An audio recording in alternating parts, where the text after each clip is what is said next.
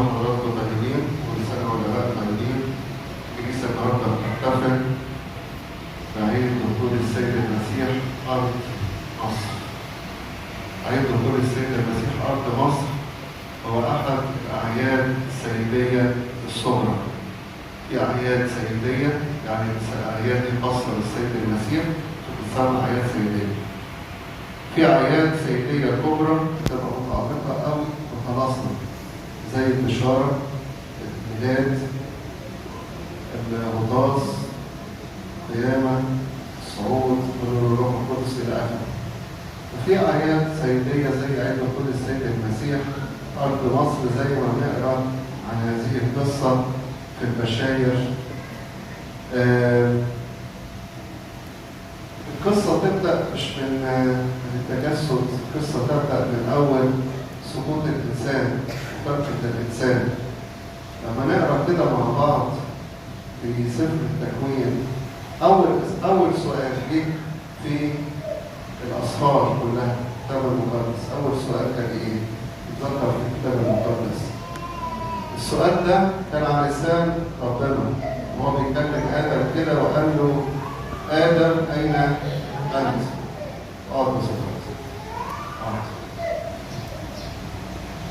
آدم أين أنت؟ مش ده أول سؤال دي في الكتاب المقدس؟ السؤال ده سأله ربنا لآدم، وطبعا ده كان بعد السقوط، بعد السقطة اللي سقط فيها آدم وسقط معه الجنس البشري كله.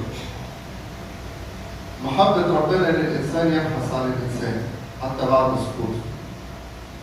خد آدم زوجته حواء وشعره بالعرق واستخبى ورا شجرة، وطبعا ربنا كلي المعرفة عارف هما مستخبين ورا الشجرة وربنا ما يعرفش. لكن لما سألوا أين أنت، مش أين أنت بالمعنى المكاني، أنت فين؟ أنت مستخبي ورا شجرة الجميزة ولا شجرة التين، ولا عايز يقول له أين أنت؟ يعني أنت وصلت لفين؟ آدم أنت كنت عايش معايا في الجنة مبسوط في حالة من البر وقداسة، وكل يوم بنتكلم مع بعض وعايش حافظ وصيتي. إيه حالك دلوقتي بعد ما سمعتوا كلام الحية وسقطت؟ سقط آدم وكسر الوصية، كسر أمر ربنا، والوصية دي اللي اتكسرت صارت خطية آدم خطية غير محدودة، كسر وصية ربنا غير محدودة، وصارت الخطية دي موجهة لربنا غير محدود. تطلب الأمر لكفارة غير محدودة. حل إيه؟ أين أنت؟ ده المشكلة. نلتقي أيضا بأول سؤال في العهد الجديد. يعني أول سؤال قلنا إحنا في العهد القديم كان إيه؟ آدم أين أنت؟ الحل في السؤال اللي يجي في العهد الجديد في إنجيل متى: أين هو المولود ملك الإيه؟ اليهود. الحل بتاع المشكلة بتاعت الإنسان إيه؟ إذا كان في الأول الإنسان سقط، آدم أين أنت؟ الحل فهو في الشخص ده المولود إيه؟ ملك اليهود. عشان كده لما جم المجوس يسألوا ويدوروا عن مخلص العالم، وتوقعوا إن الملك العظيم ده اللي جاي وهيخلص العالم اللي اتولد ده هيكون أكيد في أورشليم عاصمة، وأكيد هيدوروا عليه في قصر الملك اللي هناك هيرودس. لما دخلوا يدوروا ارتعب، يقول لك كده واضطرب هيرودس من سؤالهم.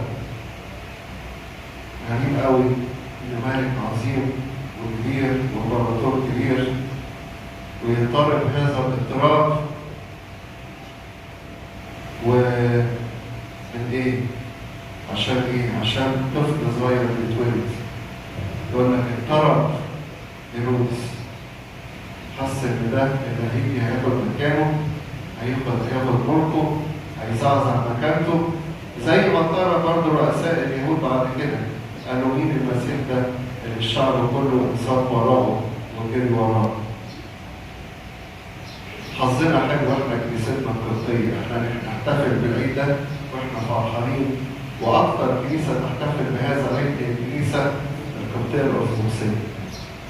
الكنيسة القبطية الأرثوذكسية أسست من خلال 3 نقاط مركزة: نبوة وزيارة وكرازة. أول حاجة النبوة، أشعياء، انتوا عارفين كلكم أشعياء 19 مش كده؟ لما بيتكلم عن النبوة عن رحلة هروب العائلة المقدسة إلى مصر مش كده؟ عارفين الآية اللي بتقول كده: هو ذا الرب راكب على سحابة خفيفة ويأتي إلى أرض مصر.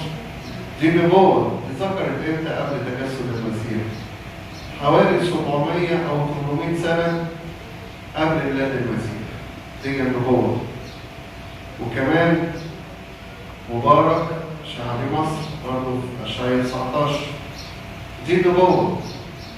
تاني حاجة الزيارة هي الزيارة المباركة اللي احنا بنحتفل بيها النهارده، اللي بنعيد بيها النهارده، أحلى زيارة لمصر. أحيانا كتيرة كده نقرا في الأخبار الملك الفلاني جاي مصر، يا الدنيا تتقلب. لو مثلا رئيس أمريكا ولا رئيس البلد الفلانية ولا الملك الفلاني، ويعملوا استعدادات وتجهيزات قبلها بإيه؟ بأيام، ده بشهور. يقولوا ده الملك الفلاني جاي مصر، الرئيس الفلاني ليه مركز كبير جاي مصر، فتتهز البلد كلها وتبتدي تجهز عشان هذه الزيارة مباركة ويعملوا احتفالات كبيرة. احنا زرنا مش ملك أرضي، احنا زرنا على أرضنا ديت ملك الملوك ورب الأرباب، ودخل بلادنا ومحدش حس بيه، كل تواضع ودخل يا ريت حتى زيارة عادية. يعني كلمة زيارة دي يعني تكريم شوية، ده هو جاي هربان من وجه هيرودس وهربان من وجه الشر. ثالث حاجة بعد النبوة، واثنين قلنا ايه؟ الزيارة. وثالث حاجة الكرازة. يجي كروز الديار المصرية بقى بعد سنين من تجسد المسيح وموته وصلبه وقيامته، يجي في تقريبا ستينات القرن الأول، ويجي يكرز في شوارع اسكندرية وشوارع مصر وينال إكليل الاستشهاد. بنسمي البشير مرقس إن هو كروز الديار المصرية. ليه؟ لأن هو أول واحد دخل الإيمان المسيحي إلى أرض مصر. وتكونت الكنيسة القبطية الأرثوذكسية من خلال النبوة والزيارة والكرازة. النبوة في أسفار العهد القديم: مبارك شعب مصر، هو ذا الرب راكب على سحابة سريعة ويأتي إلى أرض مصر. الزيارة المباركة اللي احنا بنعايد منها النهارده هروب السيد المسيح والعائلة المقدسة إلى أرض مصر. وثالثا الكرازة المجيدة لكروز الديار المصرية اللي عرفنا الإيمان المسيحي اللي هو الكروز مرقس العظيم. عيد دخول السيد المسيح لأرض مصر يدينا مفاهيم ومبادئ ودروس روحية جميلة. أول حاجة الواحد يتعلمها تسليم. واحد زي يوسف النجار، واحدة زي الست العذراء، لما ظهر الملاك وحارب يوسف وقال له خد الطفل وامه واهرب الى مصر. تخيلوا كده هذا القديس العظيم يوسف النجار لما كان رايح يتكلم مع الست العذراء يقول لها يلا لمي العزال، ما كانش فيه عزال، اشتري شويه الهدوم بتاعتكم دي وهدومك وهدوم العين عشان نهرب لأرض مصر. واحدة غير الست العذراء كانت تقول له ايه اللي انت بتقوله ده؟ ونهرب من مين وانت مش عارف انا ابني ده مين؟ ده هو ده مخلص العالم، ده هو ده الله الكلمة المتجسد، احنا نهرب من مين؟ ده هيرودس ده يعمل لنا ايه؟ ده مش عارف ايه. لكن ما سمعناش عن الست العذراء قالت كده. زي ما قالت في وقت البشارة: ها أنا ذا إيه؟ أمة الرب. أمة يعني إيه؟ يعني عبد، أنا خدام. أنا ذا أمة الرب، أنا خدام. ليكن لي كقولك. اللي يقول عليه ربنا ماشي، اللي يقول عليه ربنا ماشي. وقابلت التجسد والكرامة اللي ابتدتها كبيرة. لكن لما يجي بعد كده الملاك يقول لهم ببشارة، لا مش بشارة حاجة، يقول لهم لا ده انتوا كده لو قعدتوا هنا الطفل ده لا، ده هيرودس يطلب لكي يقتله. ودي بداية محاولات قتل السيد المسيح. النهارده قارين عن محاولات تانية بعد ما كبر السيد المسيح وبدأ خدمته، إن اليهود يطلبون أن يقتلوه كتير، كذا محاولة. يمكن محاولات قتل المسيح من حوالي 7 ل 8 مرات. آخر محاولة لقتل المسيح اللي هو أسلم فيها بإرادته وسلطانه زي ما بنقول كده للصليب. لكن مرة كان بيوعظ وبعد كده جابوه عند حافة جبل وكانوا عايزين يلقوه، مرة كانوا عايزين يرجموه كده أخوة. أول محاولة لقتل المسيح كانت مع هيرودس دوت. مع هيرودس. الست العذراء بكل تسليم قالت اللي ربنا عايزه يكون، مش كده؟ ولمت الهدوم بتاعتها وهدوم طفلها وركبوا على الحمار البسيط دوت، ورحلة متعبة ومشقة كبيرة. احنا لازم نتعلم كمان التسليم في حاجة. ربنا لما يسمح لنا بحاجة، ممكن واحد يبقى شغال وحياته مستقرة وكله تمام، ويجي في يوم وليلة يجيله أمر نقل مثلا. تحصل ولا ما تحصلش؟ يجيله انتداب في حتة فلانية، يجيله نقل من المدرسة اللي شغال فيها، يجيله نقل من الفرع اللي هو شغال فيه الفرع تاني. يعمل ايه؟ ممكن يتضايق ويتقدر، لكن هل ممكن يقول يا رب يجي ده كل خير؟ ياما ناس حياتهم اتشقلبت اتغيرت، كانوا محطوطين على مسار حياة معينة وتيجي ظروف تتغير. لكن الشاطر اللي يصلي ويسلم لرب ربنا، يقول يا رب يمكن انت عايز من كده الخير، يمكن انا شايف الخير في كذا لكن الخير في حاجة تانية. سلمت العذراء لكلام الملاك هي والبار يوسف النجار، وزي ما قالت لتكن ارادتك يا رب، وهربت الى ايه؟ الى مصر. يبقى ده اول درس نتعلمه، حياة التسليم. تاني درس ان حياة القديسين والابرار لا تخلو من التعب. أو تفتكروا ان حياتنا في يوم من الايام لغاية اخر نفس في حياتنا هتخلو من التعب ومن الضيق ابدا. نقول احنا اولاد ربنا، المفروض ربنا بقى ايه؟ احنا اولاد ربنا، احنا هنحضر قداسات، احنا هنعمل نتوب ونعترف ومش عارف ايه، احنا اللي مواظبين على اصوات الكنيسه. يبقى عايزين ربنا يعيشنا في رغد ورخاء ويدينا مرتبات عاليه ويدينا مكاسب ويدينا بيوت حلوه ويبعد عننا مضايقات اي حد. ايه؟ احنا اولاد ربنا. تلاقي الناس التانيين دول وحشين، احنا اولاد ربنا، ربنا يحافظ علينا وربنا يدينا دخل كبير ويدينا بيوت ويدينا حياه راغده وحلوه وما فيهاش تعب وما فيش امراض. هل ده ينفع؟ شوفوا كده، اذا كان الست العذراء ويوسف البار ربنا ايضا سمح لهم بحياه التعب واي تعب. ده رحله العائله المقدسه. لما الواحد كده كنت انا زمان اقراها ان هم خرجوا من فلسطين، دخلوا مصر من خلال بلد اسمها الفرمه ناحيه العريش ورفح ومش عارف ايه والدول ديت اللي بيلفوا دور في الكنيسه.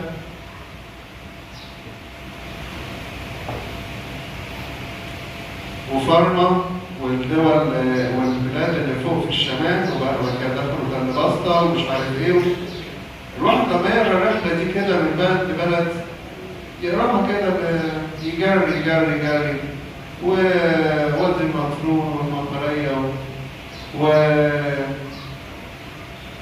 وسمنود وسخن وجبل الطير ودرونكا والمحرة. آخر محطة يمكن في المحرة. لما الواحد يقرأ كده باستهانة كده ومش عارف ايه، أحد الآباء المطلع المباركين في الكنيسة ربنا يديله الصحة والبركة عمل ايه؟ عمل خريطة بالمسافات بين كل بلد وبلد. يعني يقول لك حركة من هنا لهنا دي لوحدها 200 كيلو، من هنا لهنا 150 كيلو، من هنا لهنا 300 كيلو. طب إذا طلب بالطيران ولا بالعربية ولا بالإيه؟ مفيش وسيلة مواصلات. رحلة فيها مشقة جدا. وتخيلوا مش الرحلة دي لشاب صغير يتحمل هذه المشقة، ده شيخ عجوز هو يوسف البار ومعاه فتاة صغيرة في السن ما تتحملش التعب ده، وكمان شايلة طفلها ايه؟ وكمان شايلة طفلها الرضيع. قد ايه التعب وقد ايه المشقة. ممكن واحدة غير الست العذراء تقول ايه؟ هو يا رب انت بتضحك عليا ولا ايه؟ هو انا الطفل اللي انا شايلاه ده مش هو الله الكلمة المتجسد فعلا؟ ده انا كنت متخيلة ان انا هعيش في قصر بقى والحياة تبقى حلوة وبتاع ومحدش يجي يقرب مني، ده انا معايا الله الكلمة المتجسد رب المجد كله، محدش يجي. لا ده ربنا دايما يسمح لاولاده بالتعب عشان بعد كده يتكللوا باكاليل ومكافآت حلوه. احيانا ربنا يسمح لينا بالتعب والضيق والمرض عشان نحتمل ونصبر ونكلل. والذي يصبر معه ايه؟ يتمكن معه. الذي يتألم معه ويتمكن معه.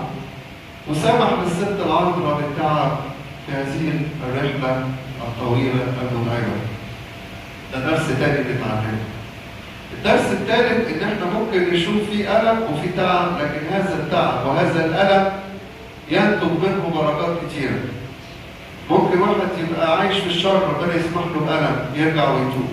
ممكن واحد يبقى بعيد عن ربنا يسمح له بالمرض يرجع ويتوب. مش كده ولا ما شفتوش القصص دي؟ ياما ناس كانت عايشة بعيد وبالشر والخطيه، ربنا عايز يرجعها، عايز يفوقها، يسمح لها كده مرض صغير مرض كبير تفوق وترجع. يبقى الحاجه دي بفايدتهم الروحيه ولا مش بفايدتهم؟ عشان الانسان يفوق لروحه ويرجع لروحه.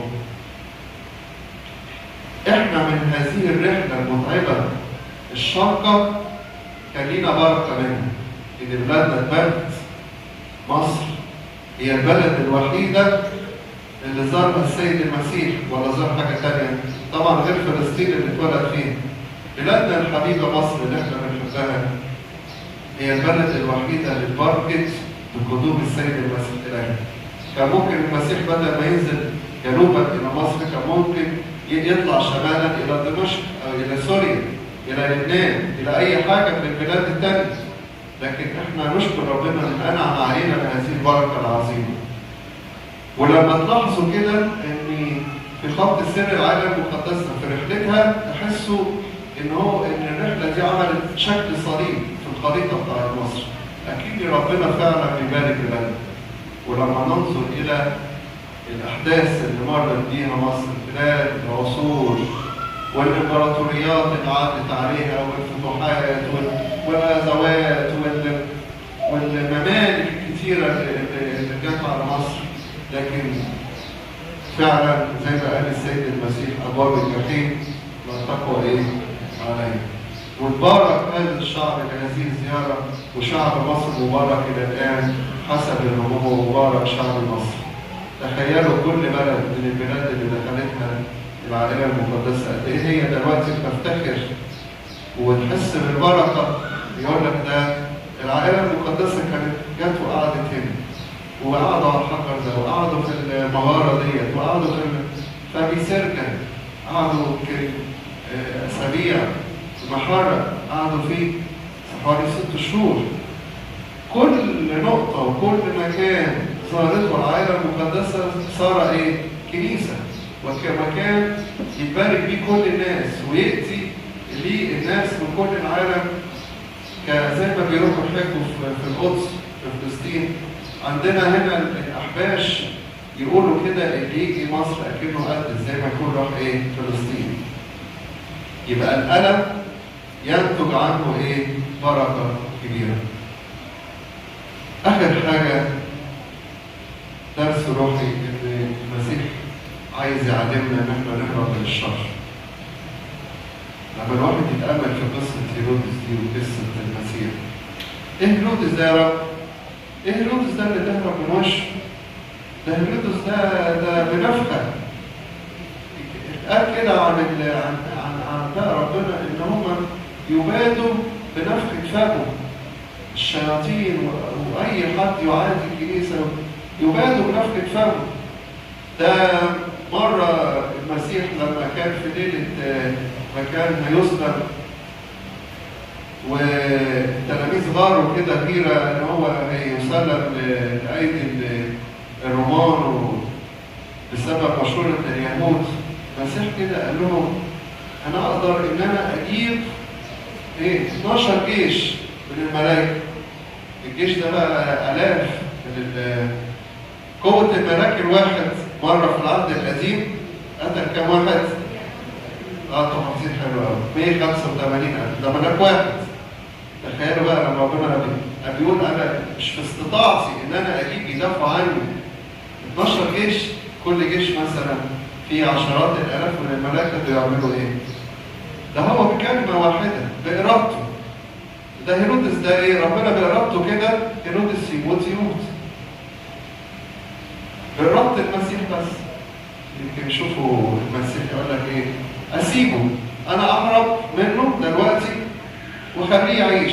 يمكن السنين اللي هيعيشها بعد كده ترجعه وتفوقه، تعرفوا طريقي وهكذا. ربنا عايزنا كمان احنا نتعلم من الهروب من الشر. يقول كده سفر الأمثال الصديق يرى الشر فيتوارى. بولس الرسول يقول كده على قدر طاقتكم، على قدر طاقتكم سالموا يا ريت نتعلم دي. احنا في عيد دخول المسيح مصر نقول يا رب ادينا قوة للاحتمال ان احنا نسالم جميع الناس. وهو قال كده بفمه في الموعظة على الجبل، قال لا تقاوموا الشر. ما تشغلش نفسك ده قال وده قال وده عمل وده عمل وده بيتأمروا عليا وده مش عارف بيتأمروا عشان مش عارف لا لا. حياتنا على الأرض حياة قصيرة. عارفين دي ولا مش عارفينها؟ حياتنا على الأرض حياة قصيرة، قصيرة جدا. الواحد كده لما يبص للسنين اللي عاشها يقول ده؟ عدت السنين دي امتى؟ ده الواحد فاكر نفسه هو لسه طفل صغير داخل مدرسة، فاكر نفسه هو لسه في ابتدائي في اعدادي وفي ثانوي وفي كلية ده أنا فاكر نفسي لسه متخرج ورايح أشتغل.